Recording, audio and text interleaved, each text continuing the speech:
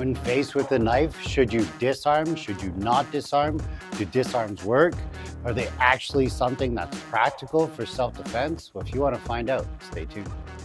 The whole idea of disarming a knife just doesn't make sense to me, because one time I trained with a whole bunch of police officers. They said, you know, Kevin, you're pretty good with your knife disarms. He's like, what would you do if they tape the knife to their hand? And I'm like, damn. That's a great question, right? Because it's like, you can't disarm them.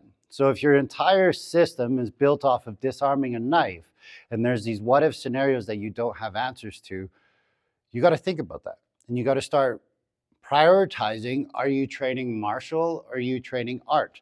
I love both. That's why I teach martial arts. But if I'm training with the self-defense mindset, I'm never going for that disarm. Remember, if he goes to stab me, I'm a bar and catch guy or a double catch guy. 2-on-1 is the main theme here. Maybe it gives me a chance to get away. Maybe it gives me a chance to control and do something to him. But to go for the disarm like out of the bat is very, very bad. What we are doing is we're training sensitivity and feeling. Disarms typically happen by accident if you're like knife sparring. If you're knife fighting, it's very rare that they're gonna have a soft grip here. But the sensitivity training that I've got from my Blint Walk and also my Wing Chun have helped my hands work really well together. So if he goes to stab, bang, I block. Would I do this in real life? No. Are there good concepts here? Yes.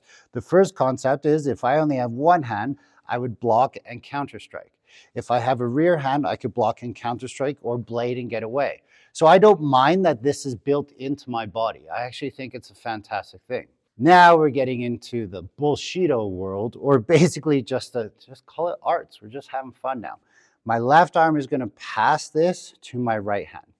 My right thumb is going to try and find that knuckle. So as it finds the knuckle, it's going to roll over.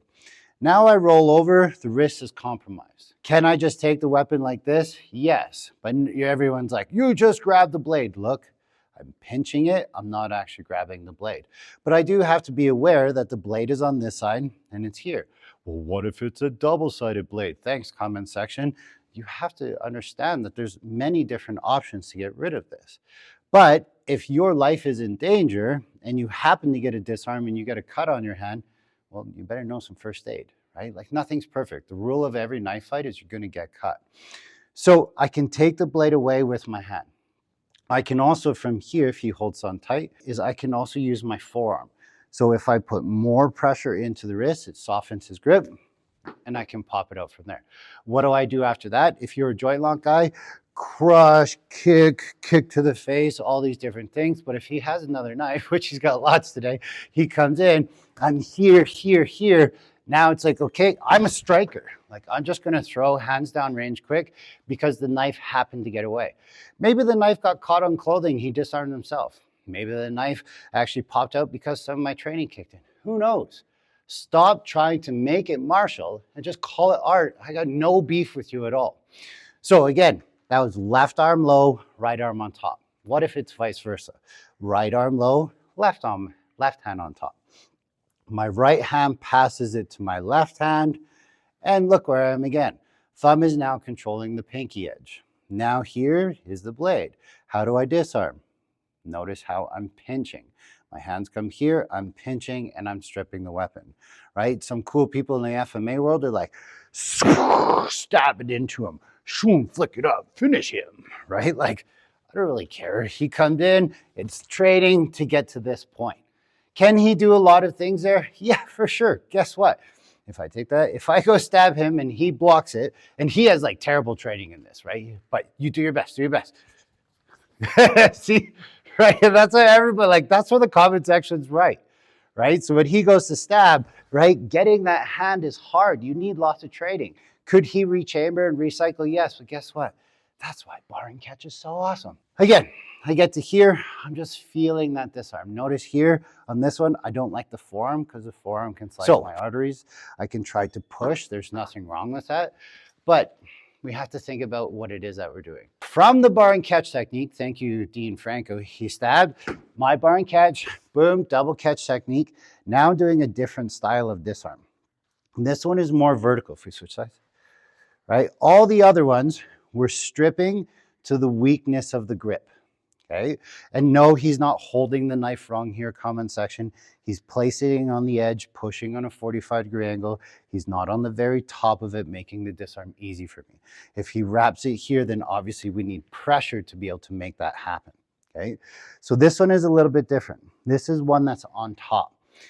So my fingers grab, right, that meaty part of the pinky, and this one pushes that down, right?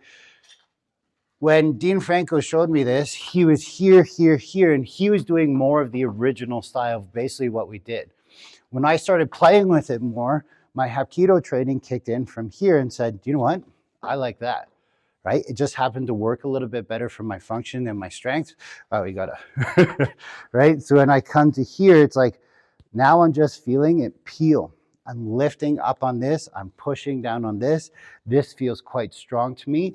It's driving in my angle. It feels like a cross punch, and it tends to return to center. So those are like your forehand grips. Now he's got an ice pick grip.